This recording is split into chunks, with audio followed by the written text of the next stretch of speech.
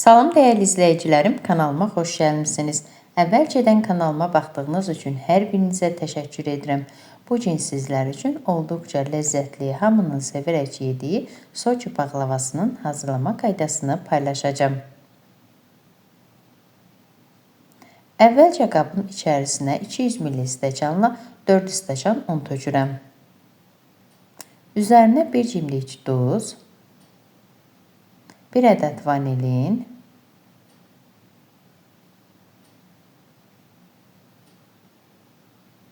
eləcə də 200 qram çörək yağı əlavə edirəm və umac hazırlayıram. Umacı hazırlamaq üçün nəhrə yağından istifadə etmişəm.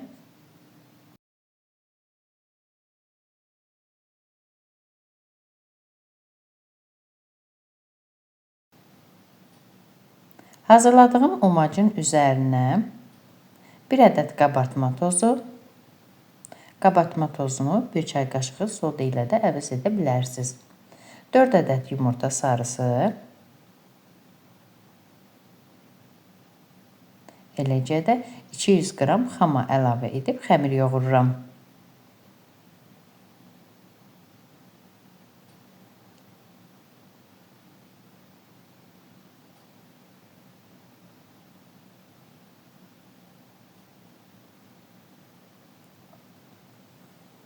Alınan xəmiri 3 bərabər hissəyə bölüb kündələyirəm.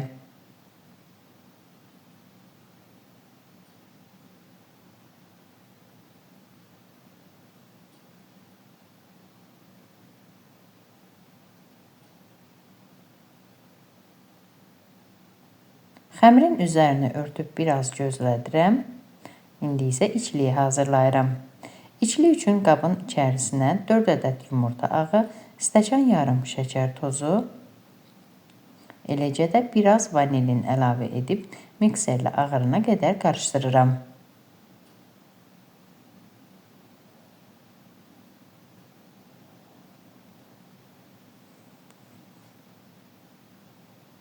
Üzərinə 400 qram üyüdülmüş qoz ləpəsi, eləcə də biraz kişmiş əlavə etdim.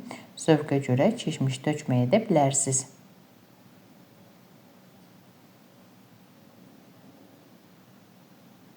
Hamısını yaxşıca qarışdırıram.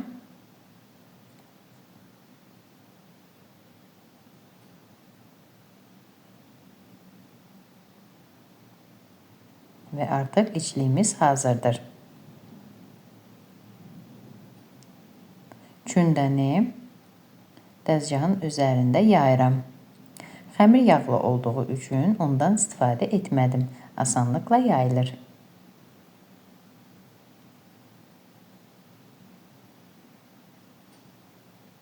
Yaydığım xəmiri əvvəlcədən yağladığım 4 gün soba listinin içərisinə yerləşdirirəm. Daha sonra əlimlə hər tərəfinə gələcək şəkildə yayıram.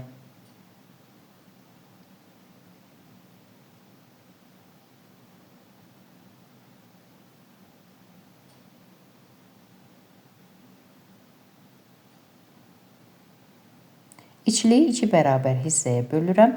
Bir hissəsini yaydığım xəmirin üzərinə əlavə edirəm. Daha sonra isə spatula vasitəsilə yayıram.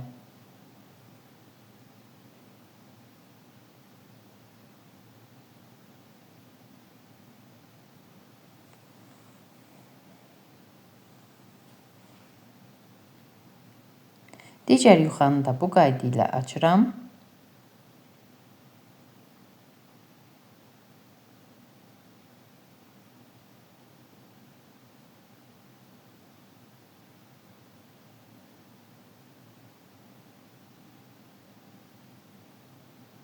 İçliyin üzərinə yuxanı yerləşdirirəm.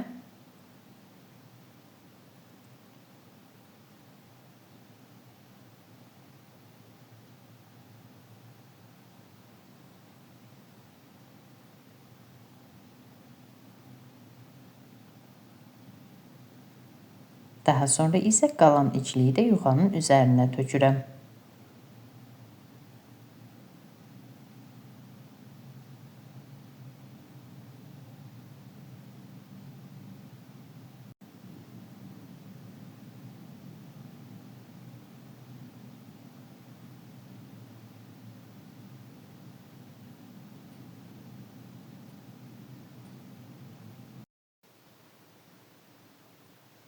Sonuncu yuxanı da işləyin üzərinə yerləşdirdikdən sonra kənarlara doğru çəkirəm.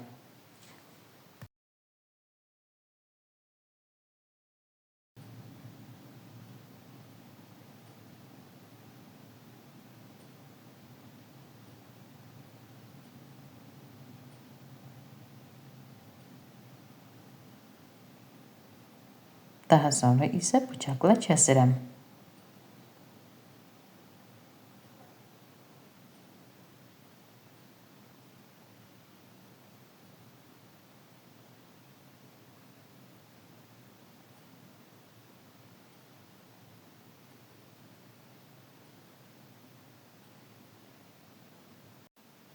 Kənarda 2 ədəd yumurta sarısının üzərinə 1 çay qaşığı duru yağ töküb qarışdırıram və paxlavanın üzərinə çəkirəm.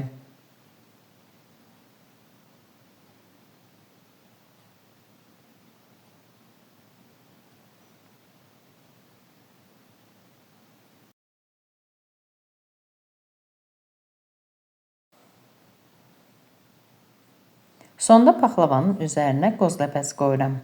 Qoz ləpəsini fındıq ləpəsi ilə də əvəz etmək olar.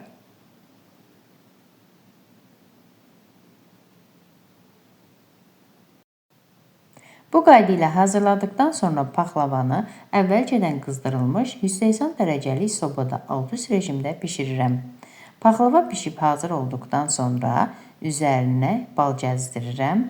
Bu zaman paxlavanın üzəri parlaq olur.